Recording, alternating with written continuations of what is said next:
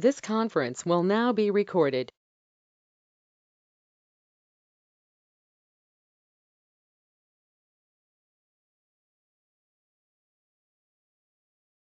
Testing 1, 2.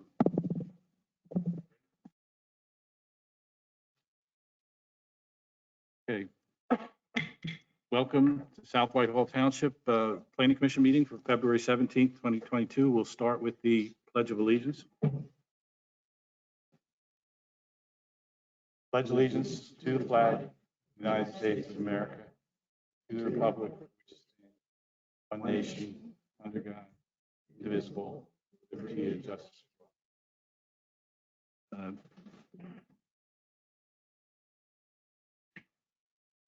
Okay, this meeting is being recorded, and I will turn it over to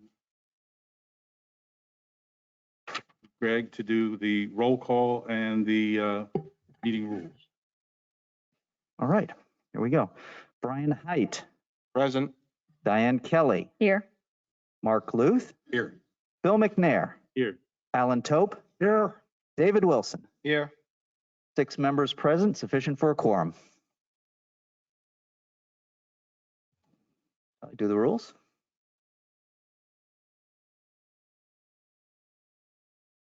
Okay. Rules. The rules. Tonight's meeting is a hybrid in-person remote meeting. That means we have GoToMeeting as well as people in the audience. These rules, I'm reading the rules now so that we have a orderly and respectful meeting. For those of you at home, please mute your microphone or telephone to avoid background noise that may cause interference in the meeting and make it difficult for others to hear. Staff may mute the microphones of remote attendees if needed. Public questions and comments will be taken at periodic intervals throughout the agenda. We will start with no time limits, but the Planning Commission Chairman may impose a time limitation if there are many questions or if the meeting is running short on time. For in-person attendees, please raise your hand to be recognized and then move to the podium when directed and state your name, address, and comment or question. Please turn the podium microphone on before speaking and off when done. For remote attendees, the chat box features will be active throughout the meeting. If you have a comment or question, please type your full name and address in the chat box, which is the speech balloon icon in the upper right. When you are recognized and so directed, please unmute your microphone and state your question or comment. Mute your microphone when done. For those accessing the meeting by phone only, staff will periodically ask for caller comments and unmute any callers. Callers must identify their name and address prior to making their comment. Your cooperation and adherence to these rules will ensure an orderly and respectful meeting. Thank you. Thank you, Greg. We'll move on to agenda item 3, approval of the minutes. They were passed out with the meeting materials. Are there any comments or corrections, changes? Hearing none, motion to approve. Motion. Second. Motion by Alan, second by Diane. Roll call vote. All right. Diane Kelly. Aye. Brian Height. Aye. Bill McNair. Alan Tope. Aye. David Wilson. Aye. Mark Luth. Aye. Motion passes 6-0. Okay, thank you. Agenda item 4, comprehensive plan review. So just a quick update. We had the Planning Commission BOC workshop last Tuesday. We went over goals and objectives, did some prioritization exercises. Staff is currently going through those priorities and trying to come up with a distilled version of those goals and objectives.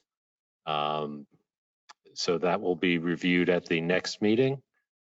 And then we'll move on to the next section, which is the resource protection.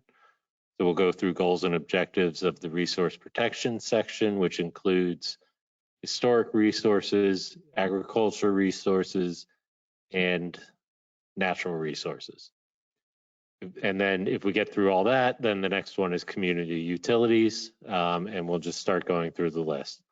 So the next meeting will kind of set the stage for the future meetings to come with the presentation of the distilled goals, and we'll discuss those. And that the next meeting will really set the stage for future meetings where we're following the same flow. Thank you, David. You're welcome. We will now move into agenda item 5, subdivision review. We have one tonight, and it is All About Tacos LLC, Major Plan 2022-102. This is a request for preliminary final plan review, and we will have a staff presentation and applicant presentation, courtesy of the floor, and a decision. So, Greg, can you start with the? Indeed. This is an application to further develop the property located at 3750 Hamilton Boulevard. The plan proposes to renovate the existing restaurant, enclose the existing patio area with a 2,300 square foot addition, and remove 9 parking spaces and 732 square feet of impervious surface. The property is zoned Highway Commercial HC. John Pena and Elizabeth Hootie are the owners. All About Tacos LLC is the equitable owner and applicant. I'll do a quick previous consideration. 2014, interior renovations occurred prior to the opening of the new restaurant Carmel Cafe. In 2003 and 4, interior renovations occurred prior to the opening of the new restaurant Mangoes. And finally, at their February 9th, 1981 meeting, the Board of Commissioners, through Resolution 81-4, approved Major Plan 1981-147 Ambassador Restaurant for an 8,072 square foot restaurant and 102 parking spaces on the 1.8183 acre tract. The Community Development Department recommends that the Planning Commission take the plan under advisement to afford the applicant time necessary to address the reviewing agency's comments. Our recommendation is contingent upon the applicant granting the township a waiver from the time frame in which to act upon the plan. The Planning Commission's soft deadline to act on the plan is March 21st. The Board of Commissioners' hard deadline to act on the plan is April 20th, 2022.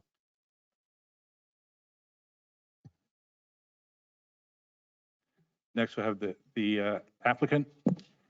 Thank you. Good evening. My name is Joe Piperato. I'm here as counsel for the applicant, Mr. Petridis, who is here in the audience this evening. Matt Longenberger from Bowler Engineer is sitting to my right. Matt is the preparer of the plan that is the subject of tonight's hearing.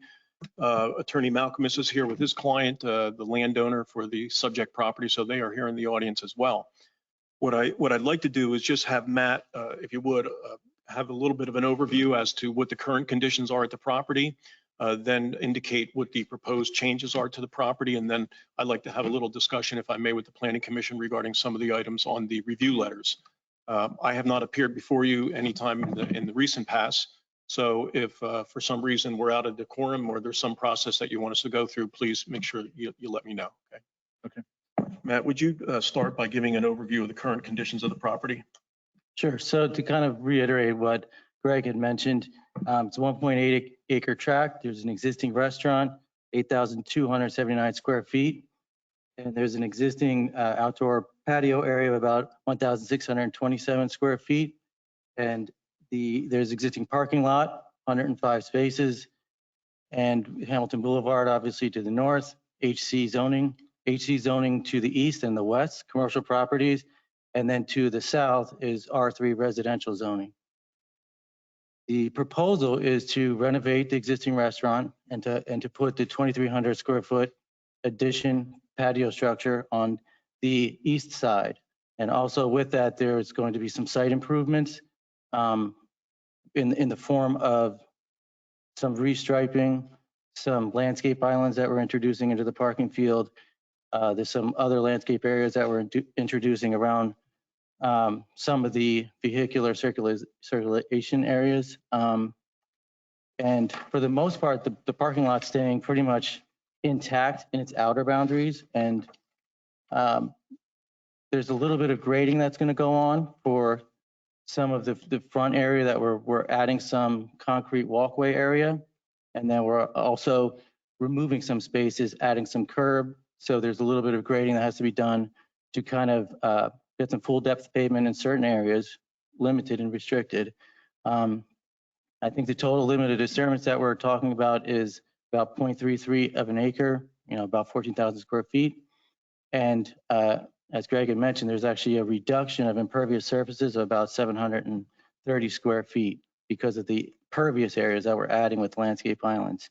In addition to that, there's some minor stormwater upgrades or improvements that we're doing to take the roof drains from the addition to make sure that they get into the existing storm system and get into the existing basin that's to the north.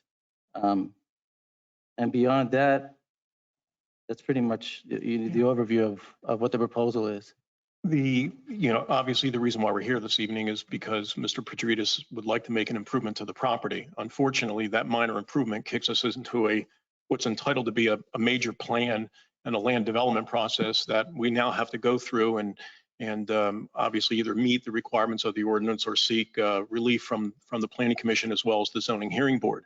I think it's really important for the Planning Commission to note that when you look at this structure, really what's out there currently is 1,627 square feet that's to the exterior of that property. We are proposing 23. So essentially for a 600 square foot increase, we've triggered the land development process and we have to be here going through that process for approximately 600 square feet of improvements to the property. So the real issue for Mr. Petridis as the applicant is with the cost that he is going to incur for the complete renovation of this property. The balance is the improvements that would be required by the township for the property in return for the 2,300 square foot structure that he wants to construct to the rear of the property. And that's the balancing act, obviously, that he has to go through in considering in what direction he would go. As Matt indicated, we are reducing the impervious coverage, so we're not triggering anything in terms of additional impervious coverage. We're actually reducing that. He's also reducing the seating from 248 to 228. I think that Greg had read the history of the property, and I believe it indicated that the previous approvals had 102 spaces, and those 102 spaces were for 248, a capacity of 248. Mr. Petridis is proposing to reduce that capacity by 20 to 228. So although we are reducing the parking area by 9 spaces, we are reducing the overall count for the property by 20. So essentially it balances out. So not only is the impervious coverage not being increased, it's essentially being reduced. We are also balancing the parking, even though we're reducing it by 9 spaces, we're consistent with what previously existed there for 248 seats versus the 228 that's being proposed. So essentially what we're trying to do here is balance it out so that the township recognizes that other than major renovations to the property itself, there's very little else that's being done that's going to change the previous use of the property as a restaurant for essentially the last 40 years. The same capacity, the same parking, same stormwater facilities, basically everything the same. And again, we understand that obviously there's regulations that have to be complied with, but essentially what we'd be looking for this evening and the biggest request is going to be a waiver from the requirements of the streetscape portion of the ordinance pertaining to the frontage of the property, because essentially, and I'll let Mr. Petridis speak for himself, essentially that would make the project cost prohibitive to do that for 2,300 square feet, of which 1,600 of that currently exists at the location. So, essentially, that's the determination and the reason why we're here this evening is to seek from the Planning Commission your comments regarding the proposal and the project and whether or not you believe that a recommendation for a waiver from those provisions of the subdivision and land development ordinance would be appropriate. Okay, thank you. Does the Planning Commission have any questions for the applicant?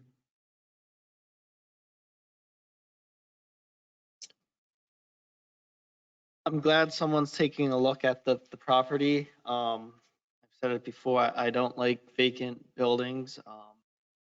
The longer a building stays vacant, it's prone to stay vacant even longer. It attracts nuisance. Vacant buildings get neglected.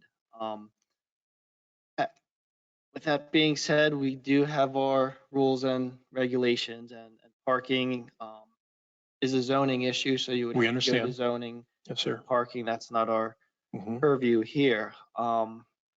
Have you considered utilizing the building as is and renovating it and doing a building permit? That there you can, it's almost other than the renovations, it's almost plug and play. And while you're running, you could go through the process, the land development process, because that, as you know, it's a long process to go through land development and zoning. We have considered that, and I'll let Mr. Petrita speak to it in a moment. I think, obviously, we knew that, and something I said to Donnie was, look, we can avoid this entire process. Let's just roll with what's there now and move forward with it.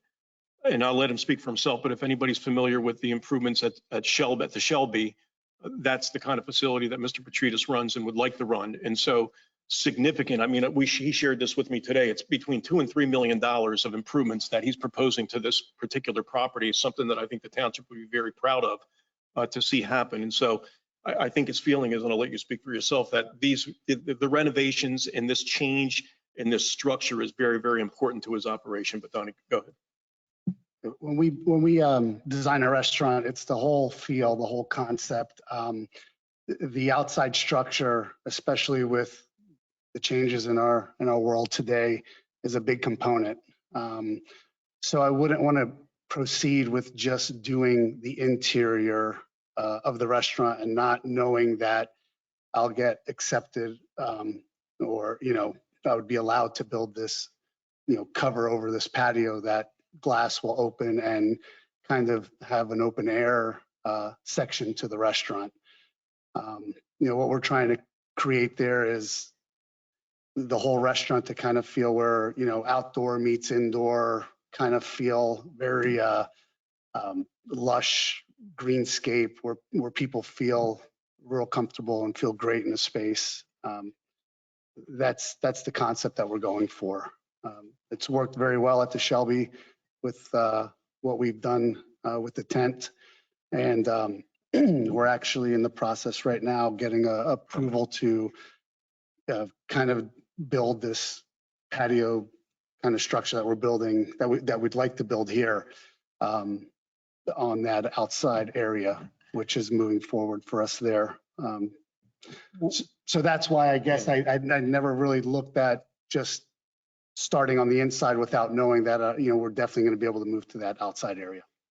I think one of the things that we talked about, and it's interesting that we're going through the same process in Lower Macungie now for the Shelby and the exterior structure that Mr. Petritas is proposing at the Shelby. And it as a result of the times we're in, as Donnie mentioned, people want to see tables spread a little bit further. They want to feel more of the outside feeling that also comes into the restaurant. And what he found is that by creating that space, patrons, I mean, will even on social media just say, wow, we feel really comfortable here because we're not on top of one another. And that's why, the 248 seats that's currently approved for are proposed to be reduced to 228. And even some of those then will be moved into this 2,300 square foot structure. So what it does, it's created an atmosphere. You've explained it to me, and we've presented that to Lower Macungie as well. That just creates an atmosphere that's much more comfortable for people in today's environment. Visiting a restaurant. I have a comment and a question. You're right on the example you just gave. People do want it open. My question: streetscape, sidewalk, curbing. If you needed a waiver on this project, was there any other, outside of the streetscape, curbing, and landscape, was there any other problems you had with the engineering letter and the comments from the township in terms of zoning and or improvements to the interior of the property? Mr. Luthi, I don't believe, and I'll let Matt speak to the one issue, but zoning, I understand I'm still going to have. We can meet. There's a section of the ordinance in zoning, real quick, and I'll just touch on it. No, it's not your domain, but you either it's 1 per 3 seats plus 1 per employee, or it is, I believe, 1 per 80 square feet, and you have to apply the higher standard. But this restaurant has existed with the lower standard, the 1 per 3 seats and the 1 per employee. By reducing the seating at the restaurant, the 96, the parking spaces that we're providing meet that requirement. Now, I know I'm going to have to go to the zoning hearing board and try to convince them. I'll seek a variance, but in the alternative, I will seek an interpretation and request from them that what's currently there, if we don't change anything, the parking requirements don't change, right? It's the fact that we're adding the 600 square feet total to the whole project that now all of a sudden triggers us into the new ordinance requirement that says you have to apply the higher, which apparently did not exist back in 2003, 2000, and maybe even 2014 when they came in for their permits. So, but Matt, could you speak to Mr. Luce's question? Yeah, so based on what you're requesting, when I look through all the letters, I don't think there's anything that jumps out to me that we can't comply with or are already in process of complying with. Obviously, the streetscapes was one of them because that would then trigger PennDOT permitting and all those other kind of things that come along with it. But beyond that, and as Attorney Pipperato was saying, the parking, those were the two kind of hurdles that I see from all the review letters. As a former member of the zoning board, I think they're fairly understanding, certainly in a case like this. I hope so, yeah. One item that's thrown a wrench into some projects. Do you know if that driveway is permitted through PennDOT? I believe one of the comments was to verify that. I would believe it would have to have been, now that's something that we can coordinate with PennDOT to just maybe get some kind of correspondence with them that says, yes, we're not altering any of the demand or we're not doing anything to the site that would increase traffic or demand. So we should be able to stay with what we have. But that's something we can coordinate and accomplish as part of Because I know in some instances for some of the very old projects, there isn't one. And then it's like, oh no, we have to get a HOP. We have seen some strange ones that you would automatically think there would be one existing and it I think we've all seen those, yeah. Well, I would think, I could be wrong, but with the renovations that happened, maybe if they didn't trigger land development, that comment never came up. But I'm just saying if it's something we'll have to investigate and see. I mean, other than that, Matt, in terms of the review letter, outside of the zoning issues, all things that you believe that we can comply with? Yeah, there weren't really any technical comments because we don't have a stormwater element. And honestly, it's some drafting items, some consistency things, and things that are already in progress and administrative type of items. So I didn't see anything that we can't comply with. My thoughts on the streetscape is I wouldn't be in favor of waiving it. I would be in favor of deferring it in case you've hopefully have seen the streetscape plan that we have. We have, yes. It's beautiful, actually. I know when we did the McDonald's renovation, we ran into issues there. So until we decide what we want to do with that entire corridor, we don't want to necessarily extinguish it. It could be a long time from now or maybe never happen. So if I could just express our concern with that, and that is that if it is a deferral, then obviously Mr. Petridis could be required to install those improvements, and I understand what the deferral is in the future. And the question again becomes whether we do it now or we have to do it in the future. Does it make, from a financial situation, does it make sense to do that? I think we've done a very quick analysis, and we're probably talking over $500,000 to $750,000 for those streetscape improvements on this property. And so again, I completely understand from the township's perspective. I'm not disagreeing with you. From our perspective, he has to make a determination that if it is a deferral and not, I mean, I can understand the request that if it's a waiver, unless he comes in for another land development plan, in other words, he's going to expand the business, expand the property, put a second floor on, do something, change the use of the property. But if all he were going to do was to put this improvement in, then we'd be in the same situation with a deferral than as we would be if you just said, put it in now. That's our hesitation. Yeah, I appreciate that and I understand that. And I'm trying to recall the McDonald's situation, how we ever resolved that. Did we waive or just walk away from? To be honest, I think we did try to defer that. I don't believe that was a waiver situation. This board has not waived frontage improvements in a very, very long time. Okay. And the grade of it also would involve a lot of work to do a sidewalk along there, I believe. Just driving by it at 50 miles an hour today. Well, possibly. I believe the streetscape here has the sidewalk outside of the right of way.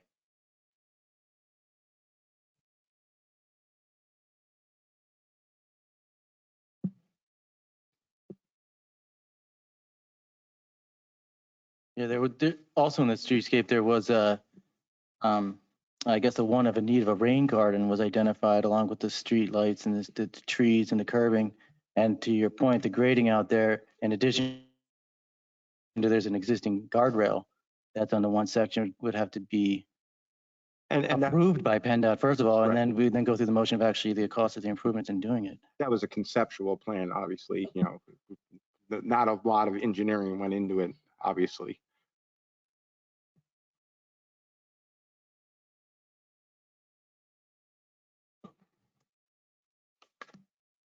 Any other comments? I think we want to work with you. Giving a waiver just puts us in a box too. Understand. And, you know, we are looking to improve it, which would hopefully improve, you know, if it got that far, would also help business at the restaurant, let's say down the road somewhere. And, you know, we've deferred these for a while because we've been trying to find the best way of handling them, whether there's grants or other things that we could, you know, could happen. And we don't have any right now to be sure, but there may be other ways, but, you know, granting a waiver just, you know, puts us, I understand. so we've been, we just haven't done that, to tell you the truth, for years now. We are subject to the board, you know, the planning commission's determination. And of course, the board of supervisors, and we will abide by that. You know, the applicant will simply have determination as to whether or not, you know, the risk reward is favorable. And that's many times what developers and business people have to do.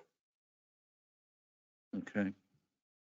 Next guy who comes in with this property wants to do another 600 square feet is going to be subject to the same requirement. Mhm.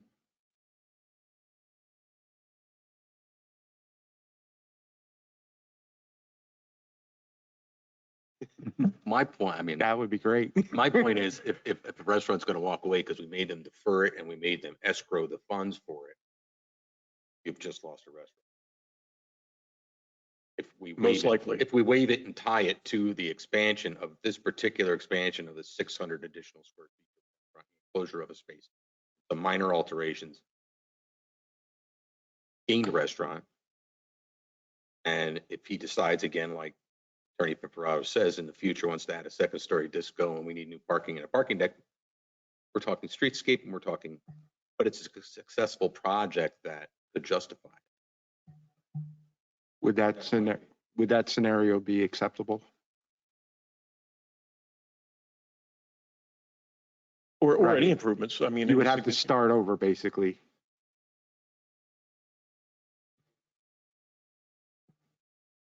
Yeah, again, we're not here to try to pull fast one. That's not what we're trying to do. We're simply saying for the scope of this project, the cost of those improvements would not justify for the developer what Mr. Petridis wants to do with the property.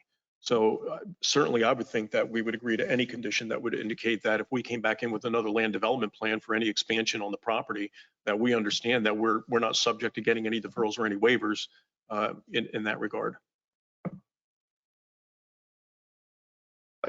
Like we had said, we love reuse of buildings rather than greenfield destruction. So I would be all for that. Mr. Luce's suggestion. Could I ask Laura to comment on the zoning process so we understand? They're going to need to go to zoning first to. Choose to. It's the parking. Correct. Because land development is triggering this of the 600 square feet, it causes a new review. I have to look at it from today moving forward. So that means that what nonconformities exist now with the parking or anything is going to require them to go to the zoning hearing board. So this land development review, I have to look at the new criteria. So their options are to go to the zoning hearing board and dispute or get an interpretation if the nonconformity can continue as it is with the parking that is there, or if they need to seek relief for the parking that they cannot meet based on today's criteria. And it's not just, there's going to be more than one interpretation. There's going to be quite a few interpretations because it is a lawful existing nonconformity. And then the other option, as has already been discussed here, is to, if they didn't do the enclosure, it wouldn't trigger the land development process. Correct. Okay. Thank you. But he also loses his vision of what he wants to build. Just thinking out loud here, I think it puts the property in a very bad place because if someone wants to come in and spruce it up, whoever comes in, any restaurant, they will have to get a variance if they spruce it up. So it's. But that's not, Well- that's not our decision. That's the zoning board. Correct. Correct. And that is under current zoning regulations. Hey, Mr. Malcolm, if you want to come up to the microphone.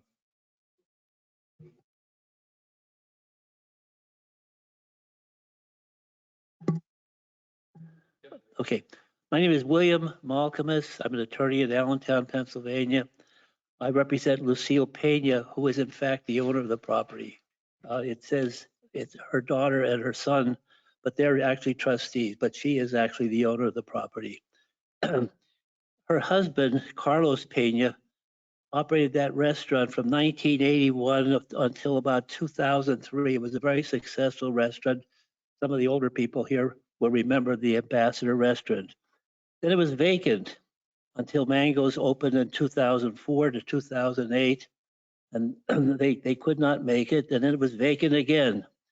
And then the Carmel Cafe came in from 2014 to 2019. We thought we had a winner there, but they closed. And it's been vacant ever since. And the significant thing is, in the meantime, we have interviewed a number of prospective tenants for this property. By far, Mr. Petrides was the only one that impressed us with his ability to make a success of this restaurant. Mrs. Pena had the opportunity to sell this property to somebody who wanted to put a car wash there. And she would not sell it to the car wash, or sell it or lease it to the car wash people. And they wanted it desperately. They were from Florida. They came up here at least 3 times to talk to us because they desperately wanted to put a car wash there. And Mrs. Pena said, I don't want a car wash. This is a restaurant. So we implore you to give them whatever they need in order to keep this as a restaurant. We interviewed Mr. Petrides and we thought he was the best restaurateur that we could find. Okay, thank you very much. Thank you. Thank you. That's why Mr. Malcolmus has been a mentor of mine for many, many years. Thank you, Bill. Any other comments from the planning commission? Questions? Do we have any? We do courtesy of the floor now. There was a packet submission. I wonder if you wanted to go over some additional information or renderings that are in the packet. Sure. You want Yeah, I can bring them up on the board, and I'm That would be sharing nice with for the planning commission members to see what this structure is proposed to look like. And like the style of restaurant, all about tacos. Is it just tacos? No, Donnie, why don't you do that first? Here. Go up to the mic. I have been. If you stop by the Shelby, you'll see we're not your sports bar. We're not your white tablecloth. We like to call ourselves polished casual. This restaurant will be a Mexican cuisine that will be at a Shelby level. Again, it's not going to be your not that there's anything wrong with these places, but it's not going to be your on the border type of fast food. It's not going to be your high end, Manhattan Alta Mexican. It's going to be right in the middle. We've learned what our clientele wants. They want something that is really nice, great service, great food, very approachable. So that's exactly what we're going to do. The easy way to explain it is Shelby meets Mexican. Thank you.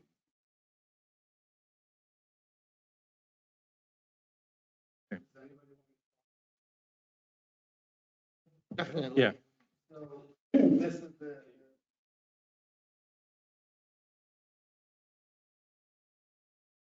One of the remotes, Donnie, right here.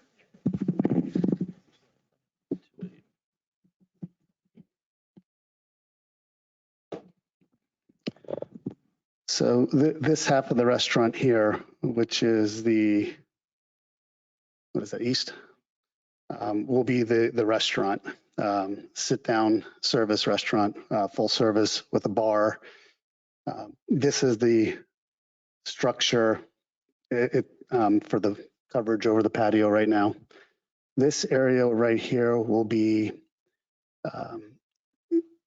kind of our quick serve, meaning you can walk up, place an order to go, whether it's for your office, whether it's to take home, whether you're ordering online and it's food from the restaurant. Everything, all takeout food will get picked up on this side. What we noticed at the Shelby with takeout is everybody's walking in that same door that's coming in for regular dining and takeout, and it just kind of bottlenecks everything up. So we thought we'd separate it a little bit. But while we're separating and having takeout being picked up over here, we figured people might want a quick taco or burrito or something like that. So we're going to have a quick serve area over there for people to pick things up. And that's. And obviously, since the pandemic, you found that that many people do the ordering out and the pickup, that you've had an increase in business at the Shelby. Absolutely. Takeout has been, we barely did any takeout at the Shelby, and now it's part of our business. Any questions? That's still somewhat of an outdoor concept on the left side of that. Yeah, Yeah, all the glass, there's going to be glass around the whole perimeter that will open. Go ahead. Do they have those? Well, they'll have those. Obviously we're, with the cold weather, we'll want it to close in the winter time so we could still use it. But this will be glass around with openings. Would there be a liquor license involved? Yeah. Yes, sir. I believe, Donnie, you're in the process of obtaining a liquor license for this location, are you not? Yes, actually, I'm working with attorney Ted Zeller, and he did find one, and he's working. He's putting it together as we speak. He actually reached out to me last week. Oh.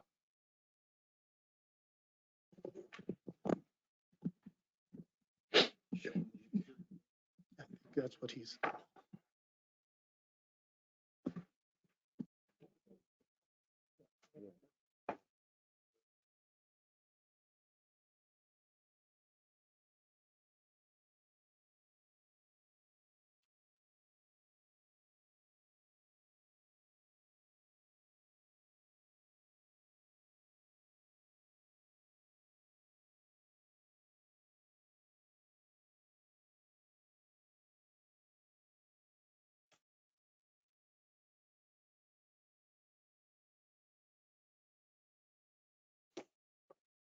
Thank you.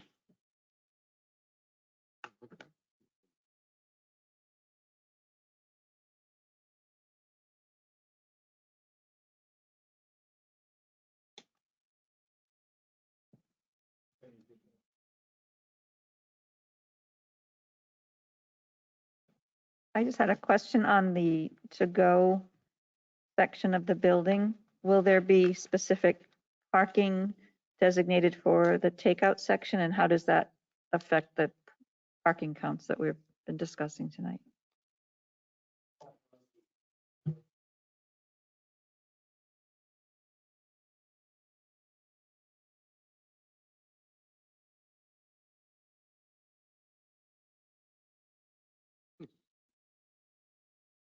So you will specifically identify 2 or 3 spaces that are particularly for those people that are going to pick up food to go.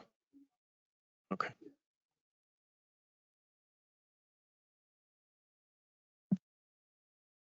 think that's similar to what we have in the township. Carrabba's has the same, and Red Robin has. a lot of the, even the mini markets are doing it.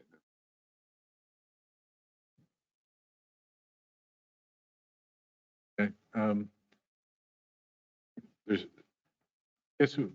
Are there any other comments or from the floor here? Nothing further from the applicant. Okay, and is there anything online? Okay, I'd like to go backwards if I might for a minute. You had previously talked in terms of $500,000 to $750,000 to put the streetscape in. What precisely leads to those costs?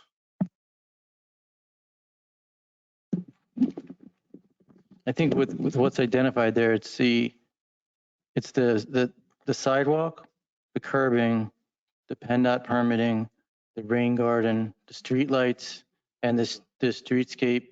And then there's also the wanting of a planning of a hedge. But then there's the grading that goes into it to actually make that feasible and work from a grading perspective. And that's where the detention facility currently is. So what would be the impact of that grading activity then into the detention facility, and having to look at that and potentially modify the existing detention basin? It could be a trickle down effect on a bunch of different things that are somewhat unknown at this point until we would look at it. You have to curb the entire frontage of that property. There is no curbing. That's a PennDOT issue.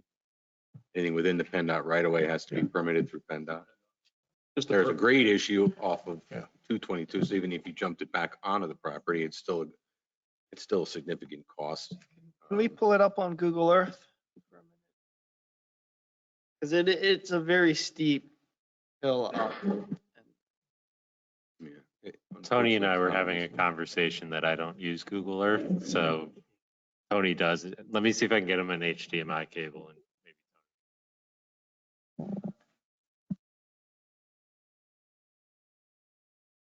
Google Maps, yeah. Yeah, Google.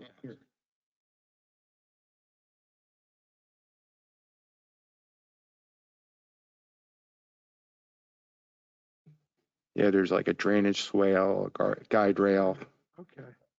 Would there be any consideration? I know that curbing is a big ask, but would there be consideration to provide sidewalk by itself, at least so that there's connectivity within all of Hamilton Boulevard? Would that be a consideration? And if it's out of the right of way, it wouldn't trigger PennDOT. Correct.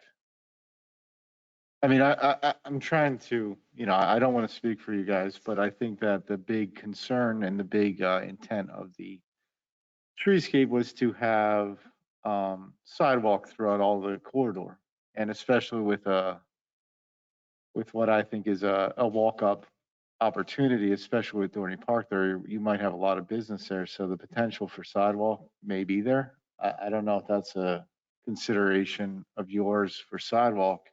At least that would get some connectivity. It may eliminate some costs if we're not necessarily requiring curb. I was just speaking with Brian about that because we do have this streetscape plan for Hamilton, and we have not been granting waivers. We've been granting deferrals for sidewalk. And to your point, we were chatting also walk-up traffic with Dorney Park. So I Where think would that's a great anybody, I'm just question. curious because I don't know your township well enough. Where would anybody, is this going to encourage mid-block walking, crossing of that area? Are there any crosswalks in close proximity to this particular property? People just come right across Dorney. They just run across that? Yeah. Yep, all day long. Well, I've done a number of these projects, and I'm just saying, if you require him to put a sidewalk in, more people are going to cross over because that sidewalk's They there. already That's do just, for Ice Cream World and Yeah, and McDonald's. there is a crosswalk at Lincoln Avenue. So it's the one property over, right? Yeah, it's on the other side of the gas station, and McDonald's coordinated there. Oh, Okay. Right there.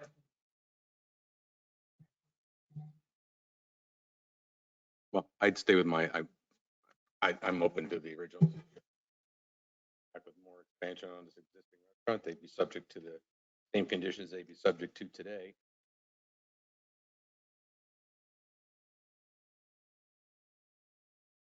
I would give it away. Oh, so it doesn't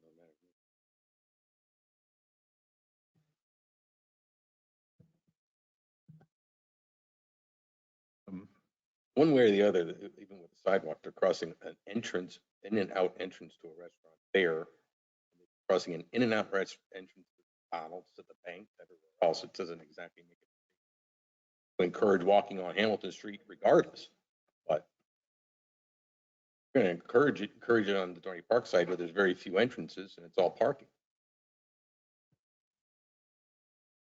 Still asking for someone to get whacked.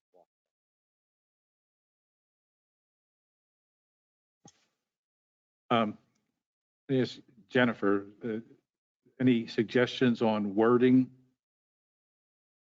If we wanted to do some kind of, I'll say a temporary or no expansion waiver? You mean in terms of granting them a waiver, except in the case of future development? Jennifer, we're not hearing you. Hang on, let me.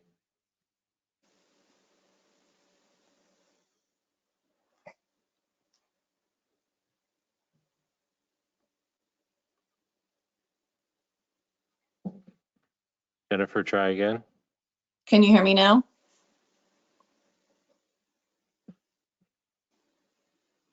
Can you hear me?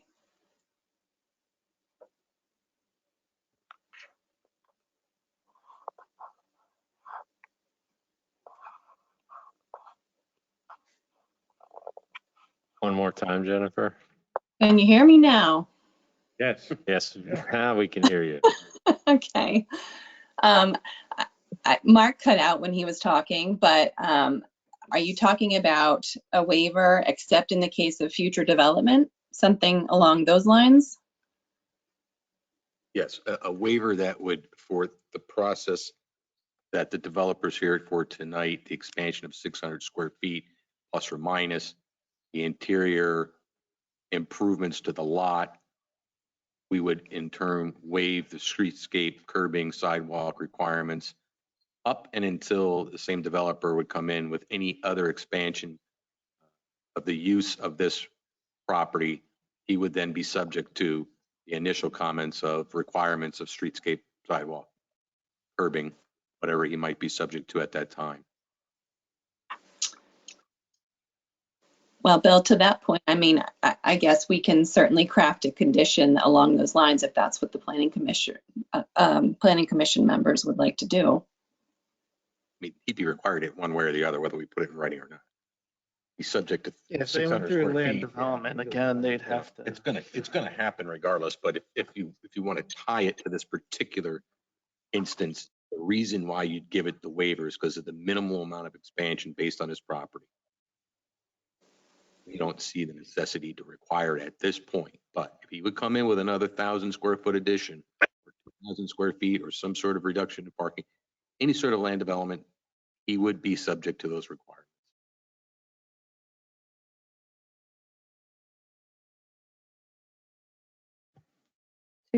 Can I follow up on your question, Mark? I'm just curious if they were, and I don't know the answer, to come in for 1,000 square foot addition after this, they're already deficient in their parking. Do we envision that they would be allowed to put 1,000 square feet more? Maybe there'd be a way later in the future that they could come up with more parking from a neighbor's or lot line adjustment. I mean, there's a million what ifs on a particular, but I would think that if they were subject to a land development with 600 additional square feet, at some point, whether you want to put 1,000 square foot addition on this building, anytime you're going to increase the impervious or you correct through the township engineer. That is true. Just also want to point out that one of the issues we had with Dorneyville Shopping Center was that they come in with improvements so infrequently that it could be 20 years before we see another improvement here. Well, and I saw the in the case of Dorneyville, I do see the need for connectivity in Dorneyville on the side of Dorney Park that I would think you get the most foot traffic. I certainly it might be different, but I don't really encourage a ton of walking on Hamilton Boulevard as it is. I know it exists. I think on the Dorney Park side, and of course the ice cream shop probably has people darting across 222, but I really wouldn't encourage people to walk on that side of Hamilton Street anyway, because I feel with the entrances, in and out entrances, someone's in a wheelchair and is now in the entrance. Now you have 1, 2, 3 cars stacking that want to make a right. Now they're out onto 222 and blocking a lane of traffic. To me, that's actually more of a safety issue than anything. But that's my opinion. It's in the corridor. I understand it. I just think at this point with this improvement, I would be willing to give. Someone comes in here, the restaurant doesn't go, they want to raise it, put a new store, boutique, whatever they want to do with it, they're subject to those same conditions that anybody else would be. At least on Hamilton Boulevard, with the exception of Dorneyville Shopping Center. At some point, somebody's going to do something with these buildings. They are high traffic, high visibility. Yeah, anything that goes over 20,000 cars a day is attractive. And there's 25,000 there, yeah. And look, kudos. Yeah, that's impressive. Making a leap of faith in South Whitehall, I'd be willing to take a leap of faith for him as well. So would the motion be something like a motion to waive the streetscape requirements for this improvement only? Yeah, I mean, is that? I would say, I mean, that's how I would say we are linking this waiver to this particular submission for a planned 600 and plus or minus square foot addition covered patio.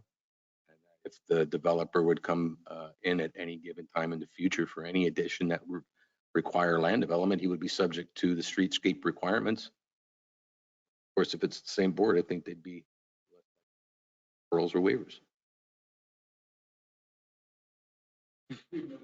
Oh, yeah, true. And it's a unique yeah, situation. I wouldn't think you'd do it. It's You know very it's unique. there. So if you're doing it, it means you're doing great. And costs come down and everything. And it could be a coordinated effort where economies of scale, everybody's doing it at the same time. I agree. Greg, do you have any suggestions for improved work? I started with a motion to waive streetscape requirements for this improvement only. That works. I mean, that's the issue. It's like there's really no reason to tag it to this. Each application that comes in is its own and reviewed under its own. So regardless of what we say here, when the next one comes in, they will have to comply with Saldo. Or you could simply, if you don't mind, or you could simply attach it to All About Tacos Major Plan 2022-102 preliminary final plan application, and then that specifically applies to this application. I'm just throwing it out there if you wanted to incorporate the number. But that's my point. It does already just. Agreed. So agreed. It's only relevant to here. Yeah. We can just leave it as a waiver. Yeah. With no language attached to it. Don't waivers carry for the next? No. No. Only this. Every new application is another fresh, as Laura said, it's a fresh review. Does it make sense to give the reasoning why though? So future, someone knows why. And A very unique situation. And also we have to go to the Board of Supervisors. Video. Oh, and if anybody questions why you gave a waiver.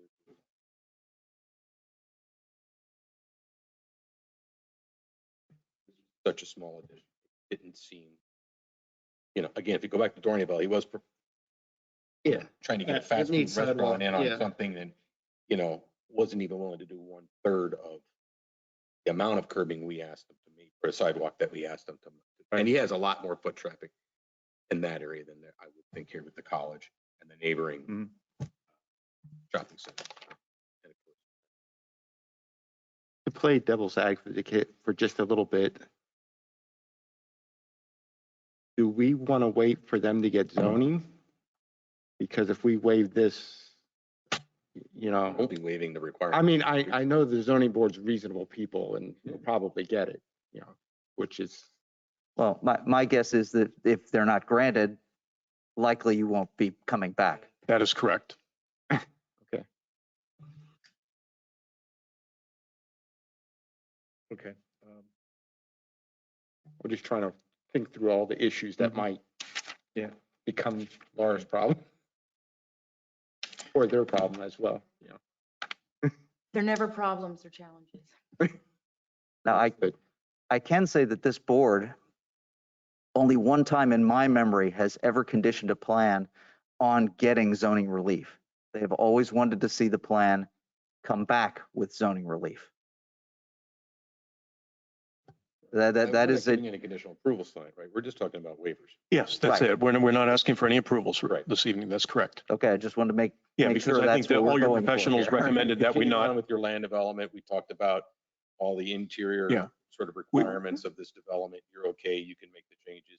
We'll verify PennDOT. So basically, we're saying you're good to all the letters, and specifically the engineer's letter with basically, we would be waiving comment. I believe it was number one. Number one. And that you'd be subject to the rest of those requirements of all the letters that you receive from South And Whitehall. what I think would probably be in our best interest to do is bump right up to the board, not the zoning hearing board. And I apologize, is it a board of supervisor, board of commissioners here? Yes, board of commissioners, based on your recommendation, because again, if they say no, why go through the zoning process on the parking issue? And so we would take, assuming that we were able to receive a favorable recommendation this evening on the waiver request, we'd probably schedule it as soon as we could to get on the board of commissioners and ask for their consideration of it.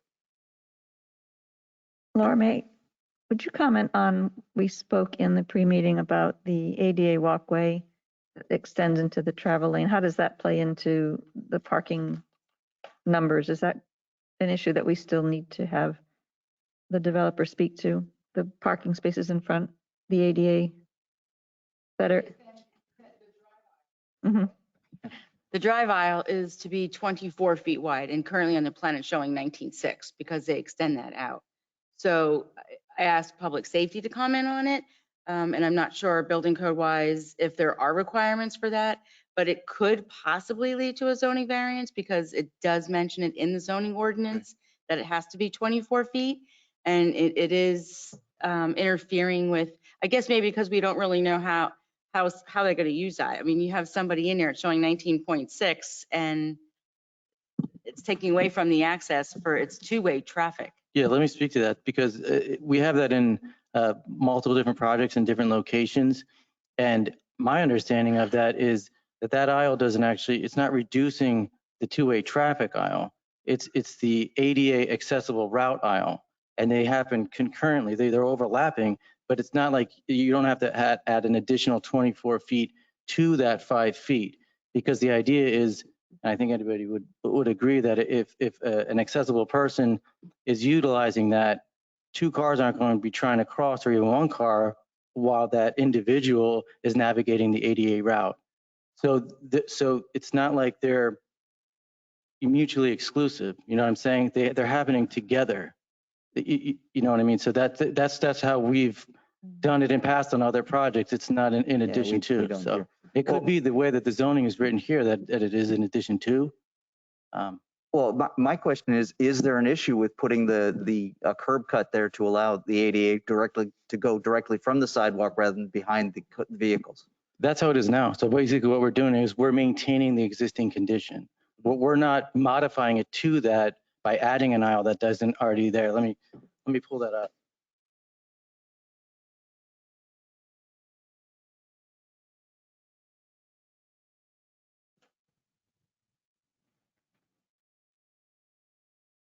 So as you can see in the existing condition, the ADA configuration is almost exactly the same as what we're proposing with the aisle going, you know, they're happening together. And we're maintaining that condition basically. We're not changing it. But my question is there an issue with changing it? I mean, it seems like a very small change to make. I mean, basically you're doing a curb cut and a slope ramp up. And for the safety of those in wheelchairs, I would think that might be, you know, doable. Yeah, I guess that's something we could definitely look at to see if there's enough room to put ramps on the building side of it, whether that's just detectable warning strips or whatever it might be, and then the aisles go directly to sidewalk. Depends how that works with the front door entry, but that's something Sure, we could definitely take a look at it. Yeah, please. That's I what we're would asking. really encourage that because the shorter distance person that needs that space I had two parents that went through all that, and trust me, you appreciate ADA accessibility a lot when you're dealing with it in your family. So I know, I actually Yeah. agree Yeah. with you. If it's something that we can make work from a grading perspective, it's definitely a better design.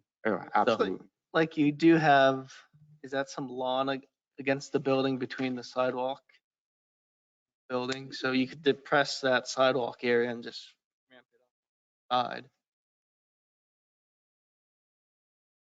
Yeah, that's definitely something we will take a come look back, at before we come back and make sure if we can make it work, we'll make that modification. And it makes the project better because people want to take mom to the restaurant because it's easier. They'll go once and then they're like, oh, we're playing with traffic. There's things you think about. I mean, we're looking at another project where the accessible spaces are across an aisle. And it's just like, that's so far away when you need that space. So anything you can do to make those people more accessible and part of society, it's great. I believe that was comment number 4.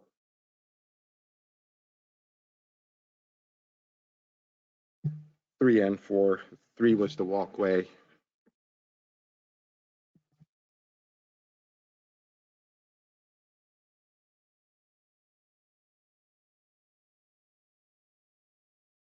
Go ahead with a motion. Any other?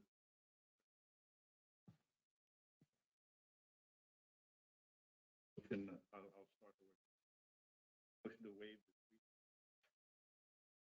the improvement. I'll second that motion.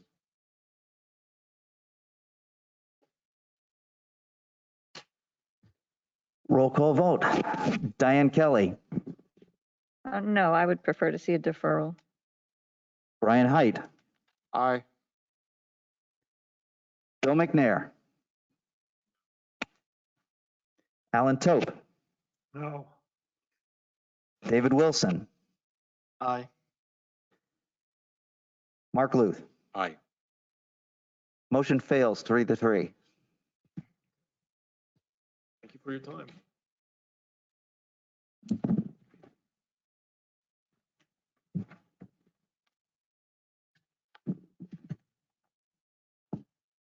Thank you. Thank you.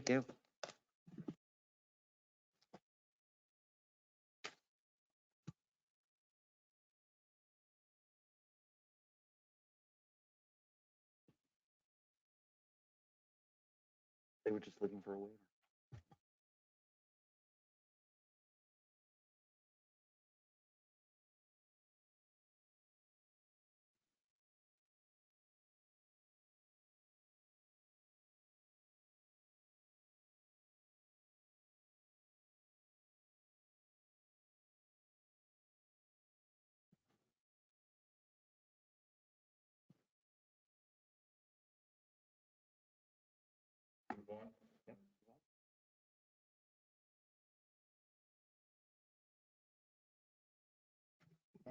Sorry again for the second month. We were looking around, but this is PennDOT's quiet time.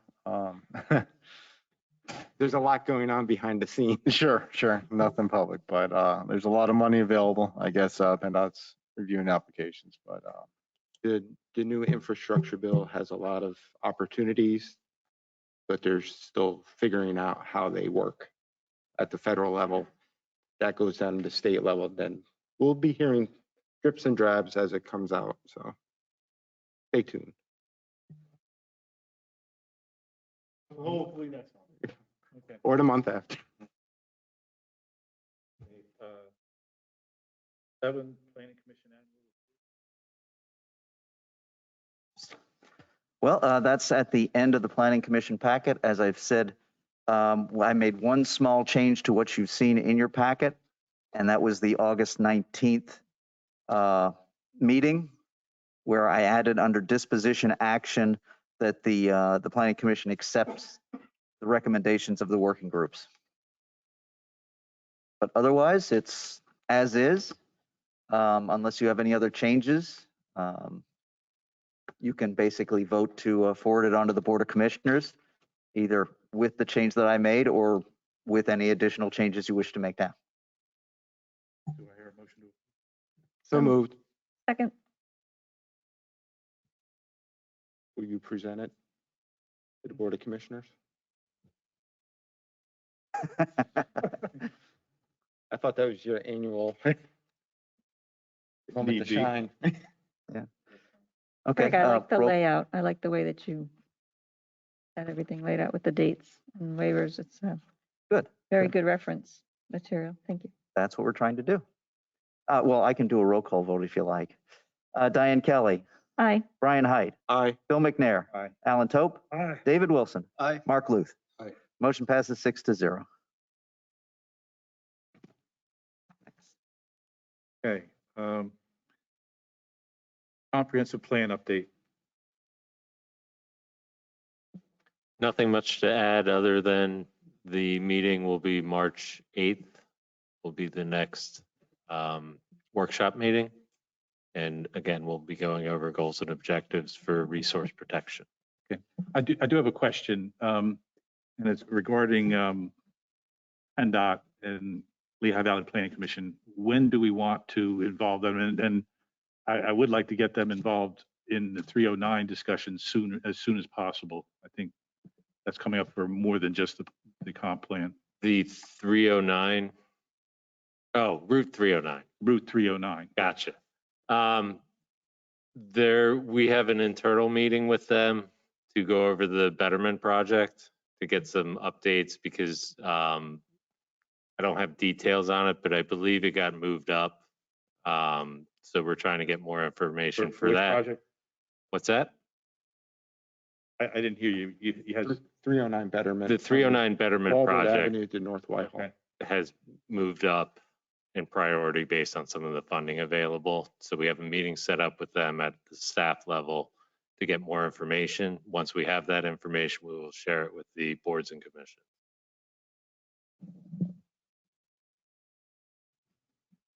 I just think that's be very useful to get their involvement in.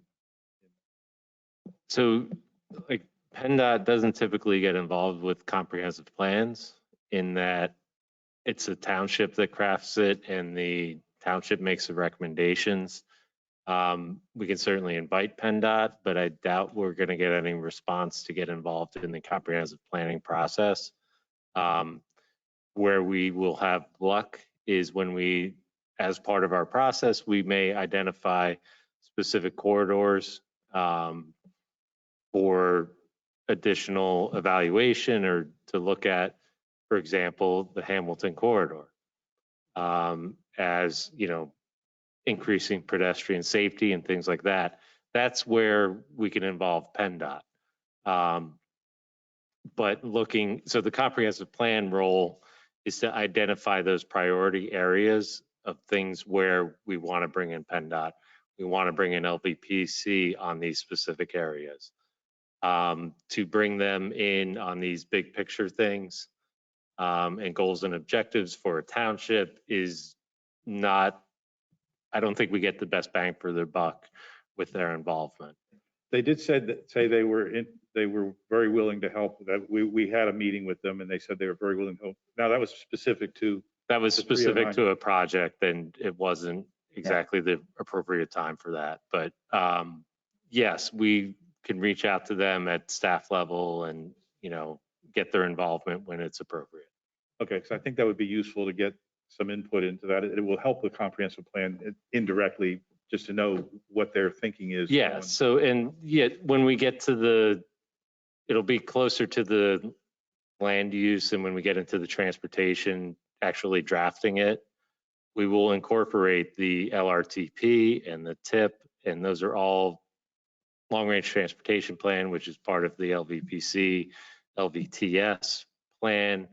All of that will get incorporated and we'll look at and will be identified as part of our comprehensive plan. All right. Anything else on this? Item 9 is courtesy of the floor. Anybody online?